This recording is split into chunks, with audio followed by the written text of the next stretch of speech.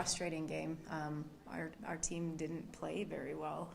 I think we really struggled to connect our passes. We had a lot of turnovers and ended up putting ourselves under a lot of pressure.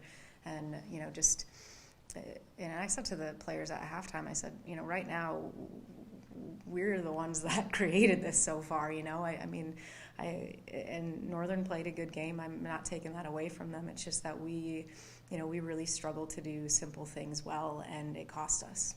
We tried to do too much. I think as soon as we got scored on, I think we went into a little bit of a panic mode, so tried to force things that really, weren't there instead of playing with some composure and calmness. We really struggled, I think, on Sunday to get the ball, from our back forward, and because of the missed passes and that situation that we kind of created, we really struggled to do that, and so that was hard on us. I think so, yeah. I would say, I think right now, obviously we're a little bit down in the dumps. This isn't where we expected to see ourselves, and so I think, hopefully, a couple good things will have that snowball effect where we then create more good things, and I think, build more of that confidence back in our players. So I do think, we just need a little bit of a click, and I think that we can really kind of turn these games around.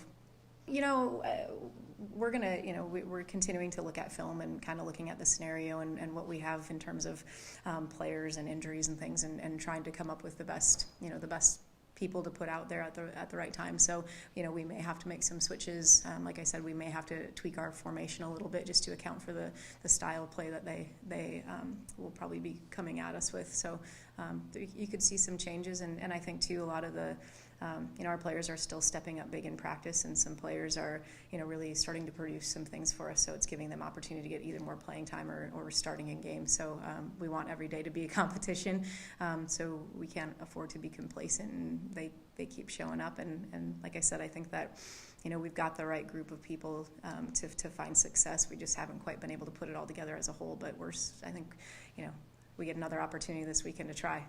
Davenport they're a very athletic team. They play fast. They play in a 3-5-2 formation, which we have to make some adjustments to be able to account for the wing players that we wouldn't normally see in maybe a 4-3-3.